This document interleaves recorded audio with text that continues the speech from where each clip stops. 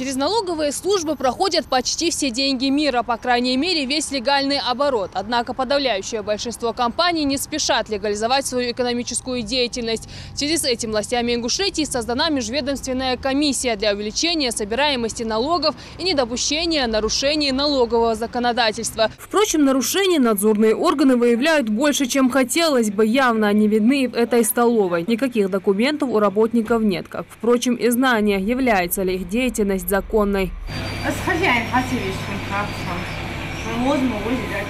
Волос предупреждали несколько раз. План штрафа за незаконная предпринимательская деятельность. Проверяющие объясняют, к ним претензий нет. Просто сама торговая точка на учете не состоит. Хозяин кафе, которого нет на месте, не зарегистрирован как индивидуальный предприниматель. Потому и наставления сегодня прозвучали в адрес работников, которые наверняка дойдут и до хозяина. Применяем штрафные санкции, предусмотренные Кодексом административных правонарушений. В последующем случае, если выявляются лица, которые не осуществляют деятельность, повторно выявляются лица, которые осуществляют деятельность, нами предпринимаются такие меры, как предоставляется информация органам местного самоуправления для принятия действенных мер. Зарегистрироваться и получить свидетельство на право торговли и услуг согласно закону обязан каждый. Об этом решили напомнить и хозяйки и этой парикмахерской. Вот только к приходу неожиданных гостей она оказалась совершенно не готова и поспешила скрыться от них и от камеры. По факту проверки женщина предоставила лишь личный паспорт. Без постановки на учет в налоговом органе в отношении них выписываются протокола по статье 14.1 административное правонарушение. Далее эти протокола передаются в судебные участки. И таких предприятий, скрывающихся в тени экономики, по городу Сунжа больше 100. Подобного рода рейды сотрудников администрации с налоговыми органами стали чуть ли не традицией. Впрочем, проверке сегодня подлежали и нелегализованные объекты налогообложения в Карабулаке. Здесь нарушений оказалось порядком меньше. Число недобросовестных предпринимателей составляет лишь несколько десятков.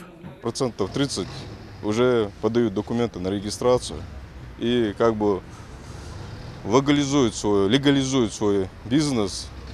Это как бы отображается на дополнительных поступлениях в наш местный бюджет денежных средств. Но помимо этого ведется работа и просто с гражданами на оплату имущества земельного налога. Это как бы актуальный вопрос. Немало проводилось совещаний по этому вопросу. Еще раз хотелось бы довести до жителей, в частности города Карабулак, оплачивайте земельный и имущественный налог, потому что это как бы идет наш бюджет города Карабулака. Потом это как бы мы производим строительство разного рода объектов, детских площадок, дорог. Все это нам возвращается. Такие разъяснительные рейды действительно становятся продуктивными. Многие из хозяев торговых точек прислушиваются к наставлениям и становятся на учет. Впрочем, есть и те, кто сознательно следует букве закона. Один из них – Гелани Ганижев. Свой продуктовый магазин мужчина открыл почти год назад. Сразу же встал на учет, получил патент и честно платит налоги, тем самым прикладывая руку к преобразованию родного города. Налоги оплачиваю стабильно, и патент есть. Работать нужно честно. Если предприниматель не зарегистрировал свое дело, в первую очередь проблемы возникают у него. Не легче ли оформить все по закону?